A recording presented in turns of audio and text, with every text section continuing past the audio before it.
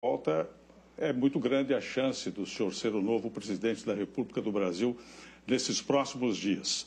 Eu queria saber se o senhor já tem o seu ministério composto, quantos serão os ministérios e que nomes o senhor já escolheu. Pretendemos ter um ministério bastante enxuto, com aproximadamente 15 nomes, e definimos 3 até o momento. É o senhor Paulo Guedes na Economia, o Onyx Lorenzoni na Casa Civil e o general Heleno na Defesa. O seu vice, o general Mourão, andou dando aí umas declarações polêmicas. Ele vai ter voz ativa e papel no governo? Olha, é uma pessoa bastante preparada, culta, é um patriota, é um homem que respira Brasil. E o que levou a essas declarações, no meu entender, foi um excesso para a imprensa. Em nenhum momento ele falou em acabar com o 13º. Ele falou que a estrutura remuneratória nossa era uma jabuticaba, é uma força de expressão da parte dele. Mas em nenhum momento ele falou, então, nisso ou acabar com o 13º salário. Boa parte do planejamento do seu provável governo está sendo feito por militares. O senhor não confia nos civis? Não, temos civis, né? Acabei de falar no Onyx Lorenzoni e o professor Paulo Guedes. Então, temos bons civis ao nosso lado, sim. Alguns pedem reserva, esperando acabar as eleições para poder anunciar o nome deles, para não sofrer retaliações no momento. Temos nomes que vão surpreender positivamente a sociedade, com toda certeza. Ou seja, o seu será não um governo militar, mas de militares, é isso? Olha, eu não sei por que o preconceito para com os militares. Os governos anteriores tinham lá terroristas, pessoas da pior estirpe. Em nenhum momento nós questionamos isso daí. Agora, os militares que porventura comporão o meu governo, não é por serem militares, e sim por sua capacidade de poder, naquela área, naquele ministério, fazer um bom trabalho. Você pode ver o nome que está sendo cogitado para a ciência e tecnologia, é de um coronel da aeronáutica, Marcos Pontes, é o nosso astronauta. É um homem que tem um profundo conhecimento em ciência, tecnologia e tem trabalhos prestados no Brasil, fora do Brasil, na NASA. Um homem realmente que tem tudo para ocupar esse ministério e, com iniciativa, fazer um bom trabalho. O senhor tem batido muito na tecla da insegurança pública, que de fato é algo que preocupa muito o Brasil hoje. Sim. O senhor falou ontem que gostaria que o país voltasse a ser como há 40, 50 anos em termos de segurança. Só que o Brasil é outro hoje. O crime ocupa até territórios dentro do país. A polícia está na defensiva. Como mudar essa situação não saindo da lei? Bem, primeiro, a gente não pretende sair da lei em hipótese alguma. Algumas mudanças nós queremos fazê-la no Código Penal. Não é apenas o policial, civil, militar. Nós também temos que ter excludente de ilicitude na legítima defesa da vida própria do terceiro e do patrimônio próprio ou de terceiro. Passa por aí. A questão do crime dito organizado. Você tem que ter um trabalho de inteligência para seguir o dinheiro. Ninguém faz nada sem dinheiro em lugar nenhum no mundo.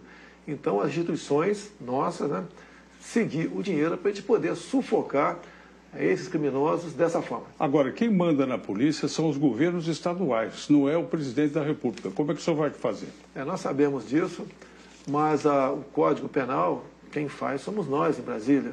E se nós dermos essa liberdade, não para o policial matar, mas para não morrer, bem como para o cidadão de bem, isso começa a mudar de figura. Esse é um ponto. O senhor defende que um policial, por exemplo, se reagir à ação de um bandido, de um assaltante e vier a matar essa pessoa, ele não responda, não seja julgado.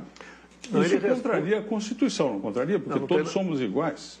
Não, mas não pode dizer que é igual um policial e um bandido. Aí um está à margem da lei, outro não. Agora, o policial, hoje em dia, ele tem que esperar o bandido atirar para reagir.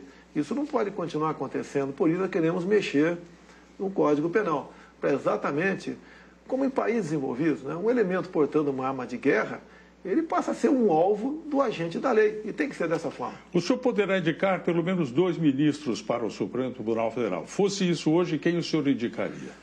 Eu indicaria alguém do perfil do juiz Sérgio Moro. Eu acho, quando se fala em Sérgio Moro, eu me coloco em uma situação muito parecida com a dele no tocante à liberdade. Quem mais além dele? Nós não temos liberdade para ir na padaria mais sozinho. Então o trabalho que o Moro fez tem que ser reconhecido por parte de um governo sério. Um outro nome? Não, falei do perfil do Sérgio Moro, tá certo? O senhor vai interferir na autonomia da Polícia Federal? Não, tem que dar autonomia para ela e meios para poder trabalhar. ela tem que, aqueles pequenos senões de alguma politização da Polícia Federal tem que deixar existir. Acredito que ela tem que ter meios para exercer o teu trabalho. E, assim sendo, reforçá-la e fazer o máximo possível para que ela realmente continue dando satisfação à sociedade. Outro ponto importantíssimo é a questão da economia que o senhor confiou ao economista Paulo Guedes. Mas o fato é assim, independentemente de planejamento, quando o senhor assumir, haverá quase 13 milhões de brasileiros desempregados esperando uma resposta imediata. O que o senhor vai fazer? Bem, não tem resposta imediata, não tem cavalo de pau. O que eu tenho conversado com ele, eu levo sugestões e ele que decide. E, afinal de contas, ele é um homem que entende desse assunto e é de confiança nossa. Nós temos que facilitar a vida de quem produz. Como diz o linguajar popular, temos que tirar o Estado do cangote de quem realmente está em emprego. Como é que o senhor vai lidar com a reforma da Previdência? Nós vamos fazer a nossa reforma, essa que está aí, eu vejo dificilmente ela vai ser aprovada.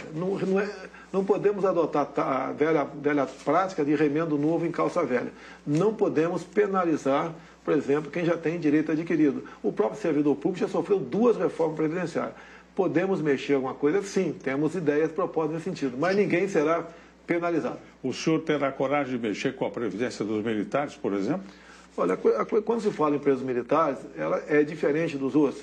Nós não temos hora extra, fundo de garantia, direito à greve, repouso remunerado, nada além disso aí. Ao longo de 30 anos de carreira, na verdade, o militar trabalha 45 anos.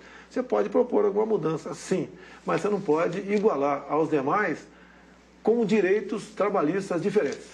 Todo político passa a campanha dizendo que o Brasil tem uma das maiores cargas tributárias do mundo. Depois que assume, a primeira coisa que faz é aumentar impostos. O senhor vai aumentar impostos? Quais? Olha, não tem aumento de imposto, não tem criação de CPMF, não existe nada, isso é muito pelo contrário. Mas imposto para os mais ricos? É a proposta.